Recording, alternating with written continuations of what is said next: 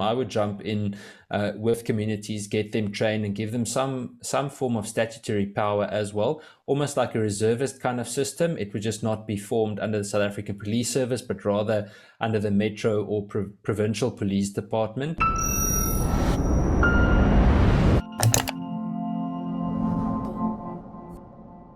As violent crime continues to escalate and the ability of the police to tackle crime diminishes, what can communities do to protect themselves from rampant criminality? I posed this question to Ian Cameron, a community safety expert with Action Society, in a recent episode of my podcast, Solutions with David Ansara. If you enjoyed this conversation and you'd like to watch the full discussion with Ian Cameron, you can do so by clicking on the link in the description below. Enjoy. Ian, you mentioned the work that you're doing now that you've moved down to the Western Cape, working directly with communities. And last week on the podcast, we had Jordan Hill-Lewis, the DA's mayoral candidate for the city of Cape Town. And I posed some of these questions around community safety to him. And he was very quick to point to some of the successes that the city's had in terms of the metals theft unit that it's established, as well as the Law Enforcement Advancement Plan, the LEAP program, which is basically putting provincial and city boots on the ground, trying to deal with instances of violent crime in areas like Grassy Park and others, which have been really beset by gang violence. And I noticed that you wrote an article on News 24 recently talking about the importance of the devolution of the police to the provincial level and using the Western Cape as a kind of a test case or a pilot for this kind of dissemination of police powers to the more local level.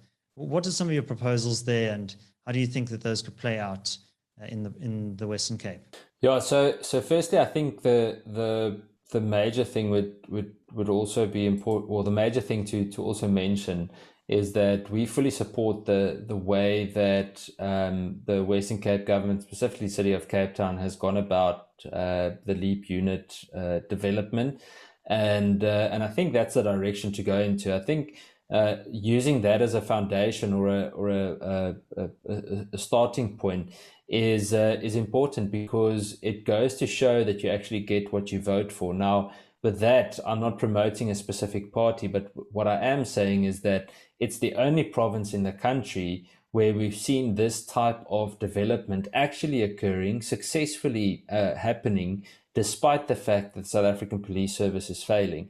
And not just failing, literally falling apart. How do we see it playing out? I think we see it playing out that we can then manage resources far more accurately. We can pick up the pieces when it comes to the 5,000 vacancies in the South African Police Service in the Western Cape, and we can make sure that resources are given to people in the right places where they need it. Unfortunately, we don't see appropriate resource management currently in the South African Police Service. The anti-gang unit in the Western Cape was disbanded not long ago by Bheki Cele. And obviously that means that we're just facing even more gang violence, and that many of these communities are left on their own. So if it is not, or if the devolution does not take place, it simply means more people will die at the hands of the current ruling party. It is that simple.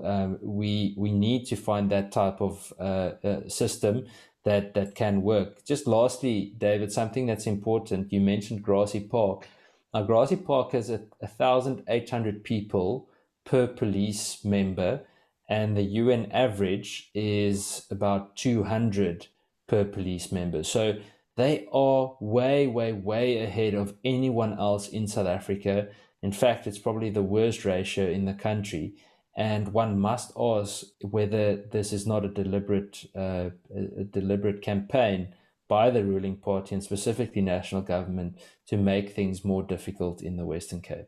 Enjoying this analysis? Click here to sign up for our 30-day free trial for more content from the CIA. Yeah, and obviously Schedule 4 of the Constitution, which I have here, talks about the exclusive competencies of the provinces and the shared competencies being health and education and so on. But Section 146 of the Constitution also deals with conflicting laws. So 1461 says that it applies to conflict between national legislation and provincial legislation, falling within a functional area listed in Schedule 4. And then subsection 2 says national legislation that applies uniformly with regard to the country as a whole prevails over provincial legislation. And it lists a number of conditions there. So obviously there are some pretty significant legal and constitutional obstacles to that. But, you know, I think political pressure can work in terms of driving more of an impetus towards devolution. And we now see the DA kind of responding to that, including a private members bill that's been put before Parliament to enact referenda at the provincial level. So they're clearly seeing the need to more aggressively assert the interests of the province and also the city of Cape Town. The point is we need to just get it done. We mustn't wait for the South African Police Service or for the ANC to give us the go-ahead, because that's never going to happen. So if we want to build a sustainable future, we need to get it done. We need to get communities involved. We need to mobilize them. And we need to develop more law enforcement advancement programs. The more of those we have in the country, the safer more people will be. And if we do that, we can also decrease corruption in law enforcement in South Africa, because it's as simple as the basic rule of competition, that if we've got different enforcement agencies that work close by or close to each other, there's a natural thing between humans that we want to compete, and the one wants to be better than the other. So they keep each other accountable. It's almost like cross-pollination. They keep each other accountable. The one points fingers to the other. And I don't think it's an unhealthy system if it's managed in the right way. So it's just to add to that, we need to simply just get it done. Just start somewhere and build the alternative system instead of waiting for the ruling party to do something, because they are not going to. Yeah, I think instead of, as Jordan Hill-Lewis said, waiting for permission or clarity from national government, initiate those projects from the bottom up and, you know, see how they develop. And I think there's great potential there. But maybe, Ian, let's do a thought experiment. Imagine that policing was devolved down to the provincial level, and you were appointed the provincial minister of police under these new powers. What would be your 5-year plan? What would you do to reverse some of the crime problems in the Western Cape? So I think there are 3 or 4 specific points. The first one is I would really push back to community policing, and I'm not talking the normal sector policing type of system. I would jump in with communities, get them trained, and give them some form of statutory power as well, almost like a reservist kind of system. It would just not be formed under the South African Police Service, but rather under the Metro or Provincial Police Department. On top of that, I would strengthen bylaws and the powers that bylaw units and law enforcement units hold when it comes to policing, that we are not completely dependent on the South African Police Service, or that we just need to hand over suspects to them, but we're actually building an alternative system.